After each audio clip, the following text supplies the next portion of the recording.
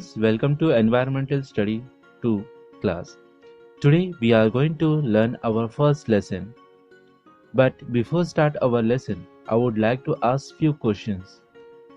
Can you identify this picture? Correct. Shivaji Maharaj. Can you identify this picture?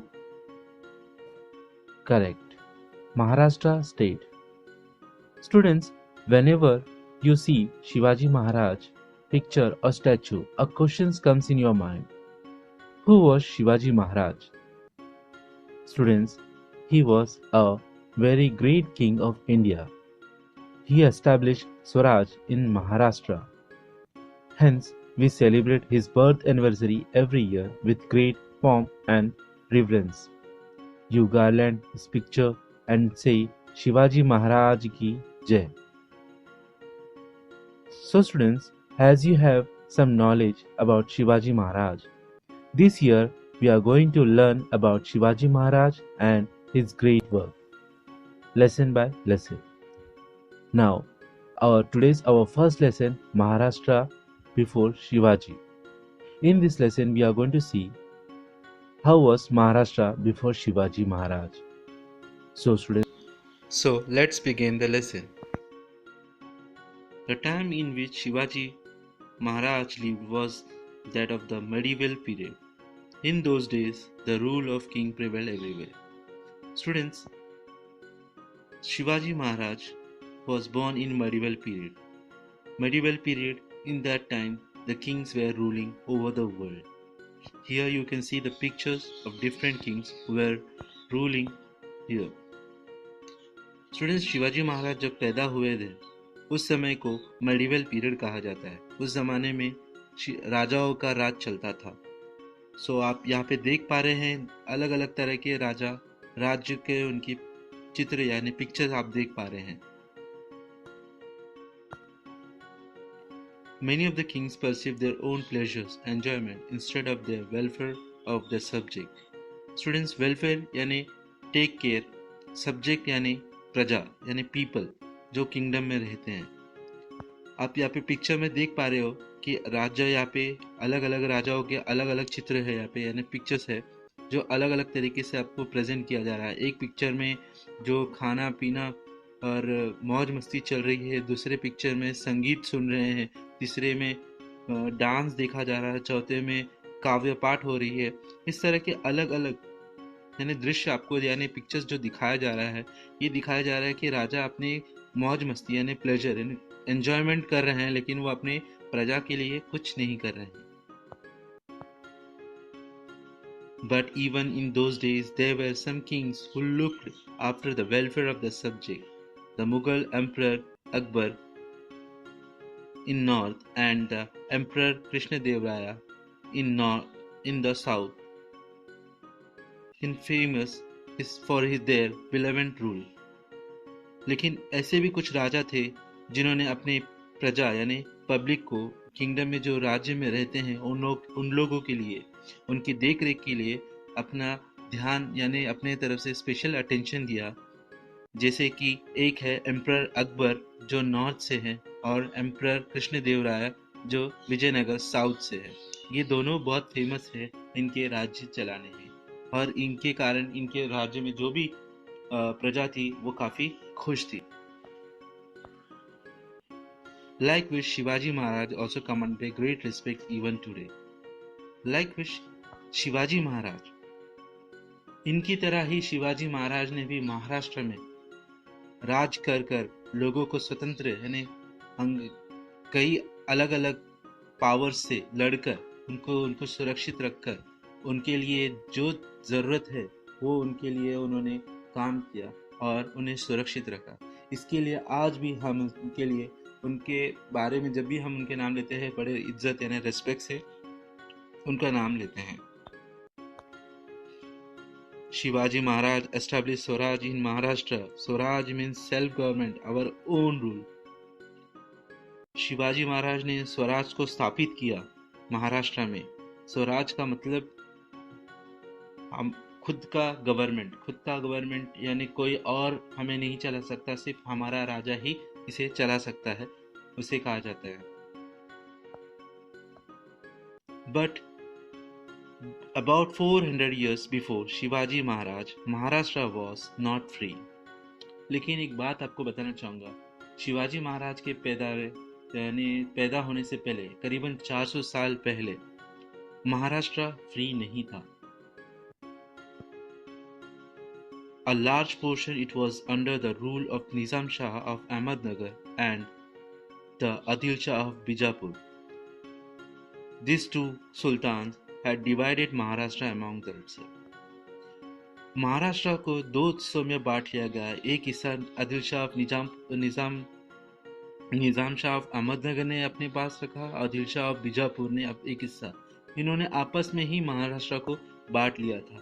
आप देख सकते हो green colour में अहमदनगर और पर्पल कलर में बीजापुर, और जो लेफ्ट हैंड साइड में है वो है निजाम शाह, और राइट हैंड साइड में जिनका फोटो है वो है Adil Shah. They oppressed the people over whom they ruled. They were also sworn enemy of each other. They constantly fighting against each other. The result that the people suffered and harshed.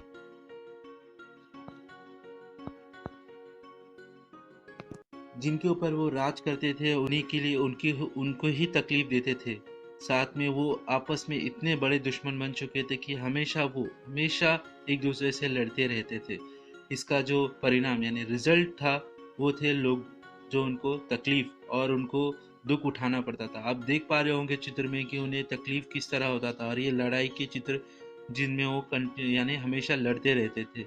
लोगों को अलग अलग तरीके से torture किया जाता था. The people could not get enough to eat, nor could they celebrate their festival or worship the god openly and freely. There was injustice everywhere. लोग को खाने के लिए खाना नहीं होता था, ना ही वो कोई अपना त्यौहार सेलिब्रेट कर पाते थे, ना ही वो भगवान को कुछ अर्पण कर पाते थे, ना मंदिर जा पाते थे. हर जगह निराशा और हम कह सकते हैं इनजस्टिस. जस्टिस यानी न्याय नहीं था, इनजस्टिस यानी हर जगह अन्याय ही होता था.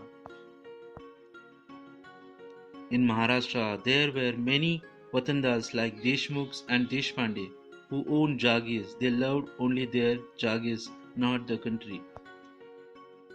महाराष्ट्र में और भी कई वतनदार थे जैसे देशमुख और देशपांडे जिनको जागीर यानी छोटे छोटे राज्यों के अंदर हम जैसे अभी डिस्ट्रिक्ट कहते हैं वैसे दिया जाता था उन्हें. लेकिन वो वतनदार भी अपने जागीर को ही पसंद करते थे और ना कि अपने देश के लिए कुछ करना चाहते थे, ना ही अपने लोगों के लिए कुछ करना चाहते थे. वो भी हमेशा लड़ते रहते थे. Shivaji Maharaj saw all this. He undertook noble task of establishing Swaraj in Maharashtra, which could bring happiness in the people.